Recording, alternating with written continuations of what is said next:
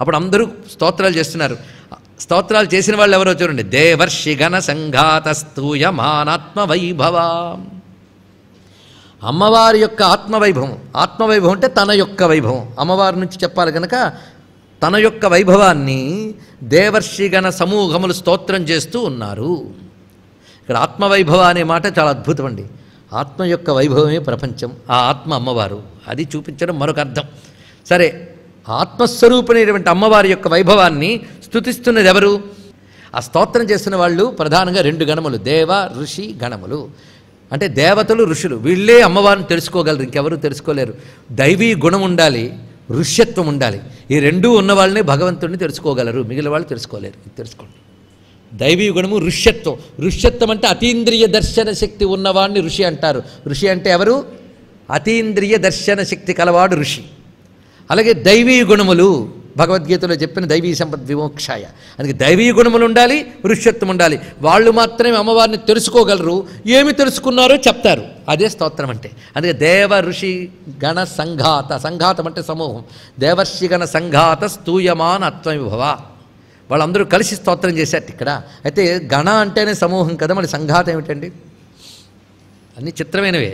సంఘాతం అంటే ఆ గణము ఈ గణము కలిసి, సంఘాతం అంటే వాళ్ళు వీళ్ళు కలిసిపోయి అని అర్థం.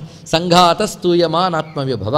అమ్మవారిని దేవతలు ఋషులు స్తుతిస్తున్నారు శ్రీమన్నగరంలో. ఇది భావన చేయవలసిన అద్భుతమైన విషయం. ఇంకొక విషయం చూద్దాం. మనలో ఇక్కడ అమ్మవారు ఎలా ఉన్నారు? ఆత్మవైభవ, ఆత్మస్వరూపంగా ఉన్నారుగా. ఆ ఆత్మస్వరూపంగా ఉన్న అమ్మవారిని స్తోత్రం చేయాలి అంటే మన దృష్టి అంతర్ముఖం కావాలి. అంతర్ముఖం కావాలంటే దేవగణం ఋషిగుణం లోపలికి తిరగాలండి. దేవగుణం అంటే ఏంటో చూడండి. దేవగణం అంటే ఇంద్రియ శక్తులు, అలాగే ఋషి అంటే జ్ఞానము, ఆలోచనలు, దర్శన శక్తి. అందుకే ఆలోచనలేమో ఋషిగణములు, ఇంద్రియాలేమో దేవగణములు. ఈ రెండేగా మనకున్నవన్నీ. ఇంద్రియాలన్నీ క్రియ, ఆలోచనలన్నీ జ్ఞాన. జ్ఞానము క్రియలేగా మన బ్రతుకంతా కూడా. కనుకనే మన యొక్క ఇంద్రియ శక్తులు, మన యొక్క ఆలోచనా శక్తులు కలిసి మన లోపల ఆత్మగా ఉన్న అమ్మవారిని స్తోత్రం చేయాలి. ఇది దీనిలో ఉన్నటువంటి ప్రధానమైన భావము. దేవర్షిగణ సంఘాత స్తూయమాన ఆత్మవైభవ, ఇది ప్రధానం. ఇంకొక అర్థం మనం పరిశీలించాలి. ఇదంతా సంప్రదాయార్థములే. అమ్మవారిని స్తుతించాలి అంటే కావలసినవేంటి? వాక్కులు. ఈ వాక్కులన్నీ కలిపితే ఎన్నండి? 50.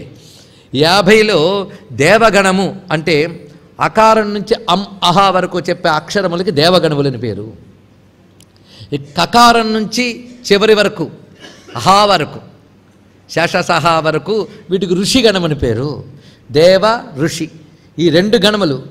సంఘాత అంటే సంయుక్తాక్షరములని పేరు. సంయుక్తాక్షరం, సంయుక్తాక్షరం అంటే క్ష, ఇలాంటివి సంయుక్తాక్షరాలు. కనుక అక్షరాలు ఈ 3.